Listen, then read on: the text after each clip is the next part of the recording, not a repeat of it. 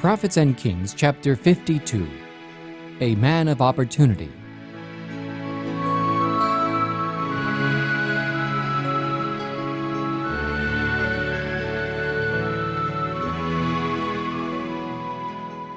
Nehemiah, one of the Hebrew exiles, occupied a position of influence and honor in the Persian court. As cupbearer to the king, he was admitted freely to the royal presence. By virtue of his position, and because of his abilities and fidelity, he had become the monarch's friend and counselor. The recipient of royal favor, however, though surrounded by pomp and splendor, did not forget his God nor his people. With deepest interest, his heart turned toward Jerusalem. His hopes and joys were bound up with her prosperity. Through this man, prepared by his residence in the Persian court for the work to which he was to be called, God purposed to bring blessing to his people in the land of their fathers. By messengers from Judea, the Hebrew patriot learned that days of trial had come to Jerusalem, the chosen city. The returned exiles were suffering affliction and reproach. The temple and portions of the city had been rebuilt. But the work of restoration was hindered. The temple services were disturbed, and the people kept in constant alarm by the fact that the walls of the city were still largely in ruins. Overwhelmed with sorrow, Nehemiah could neither eat nor drink. He wept and mourned certain days and fasted. In his grief, he turned to the divine helper. "I prayed," he said, "before the God of heaven." Faithfully, he made confession of his sins and the sins of his people. He pleaded that God would maintain the cause of Israel, restore their courage and strength, and help them to build up the waste places of Judah.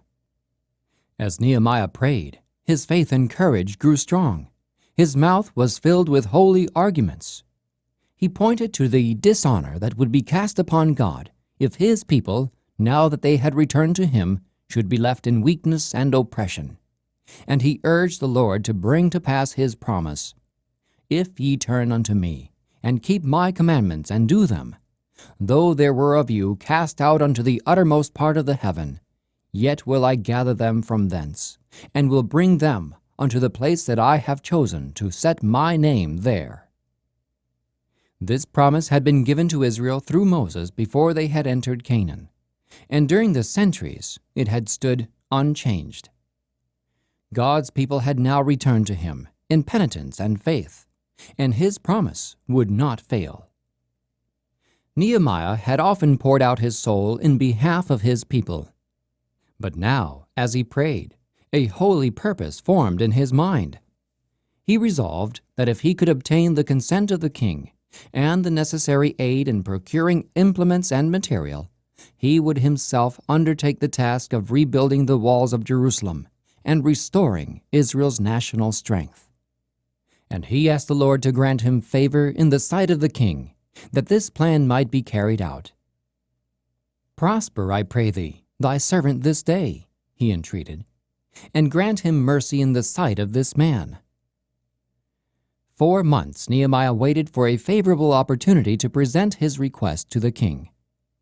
During this time, though his heart was heavy with grief, he endeavored to bear himself with cheerfulness in the royal presence. In those halls of luxury and splendor, all must appear light-hearted and happy.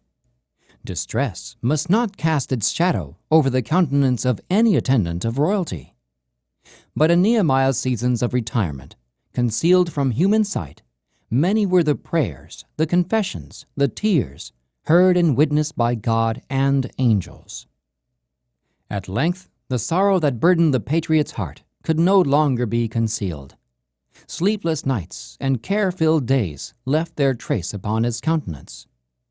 The king, jealous for his own safety, was accustomed to read countenances and to penetrate disguises, and he saw that some secret trouble was preying upon his cupbearer. "Why is thy countenance sad?" he inquired, "seeing thou art not sick? This is nothing else but sorrow of heart." The question filled Nehemiah with apprehension. Would not the king be angry to hear that while outwardly engaged in his service, the courtier's thoughts had been far away with his afflicted people? would not the offender's life be forfeited? His cherished plan for restoring the strength of Jerusalem was it about to be overthrown? Then, he writes, I was very sore afraid. With trembling lips and tearful eyes, he revealed the cause of his sorrow. Let the king live forever, he answered. Why should not my countenance be sad, when the city, the place of my father's sepulchres, lieth waste, and the gates thereof are consumed with fire?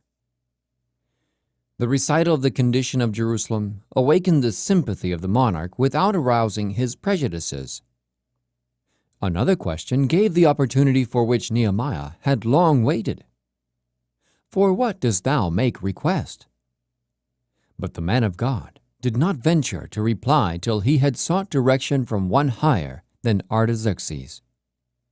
He had a sacred trust to fulfill, in which he required help from the king, and he realized that much depended upon his presenting the matter in such a way as to win his approval and enlist his aid. I prayed, he said, to the God of heaven. In that brief prayer, Nehemiah pressed into the presence of the King of Kings and won to his side a power that can turn hearts as the rivers of waters are turned. To pray as Nehemiah prayed in his hour of need is a resource at the command of the Christian under circumstances when other forms of prayer may be impossible. Toilers in the busy walks of life, crowded and almost overwhelmed with perplexity, can send up a petition to God for divine guidance.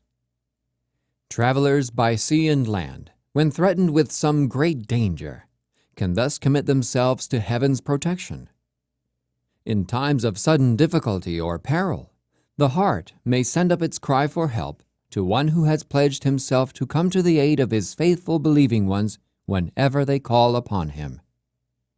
In every circumstance, under every condition, the soul weighed down with grief and care, or fiercely assailed by temptation, may find assurance, support, and succor in the unfailing love and power of a covenant-keeping God. Nehemiah, in that brief moment of prayer to the King of Kings, gathered courage to tell Artaxerxes of his desire to be released for a time from his duties at the court, and he asked for authority to build up the waste places of Jerusalem and to make it once more a strong and defensed city. Momentous results to the Jewish nation hung upon his request. And, Nehemiah declares, the king granted me according to the good hand of my God upon me. Having secured the help he sought, Nehemiah, with prudence and forethought, proceeded to make the arrangements necessary to ensure the success of the enterprise. He neglected no precaution that would tend to its accomplishment. Not even to his own countrymen did he reveal his purpose.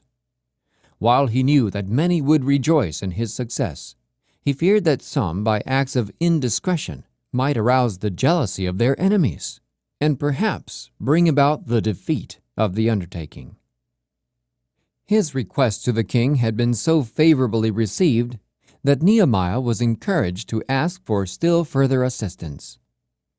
To give dignity and authority to his mission, as well as to provide protection on the journey, he asked for and secured a military escort.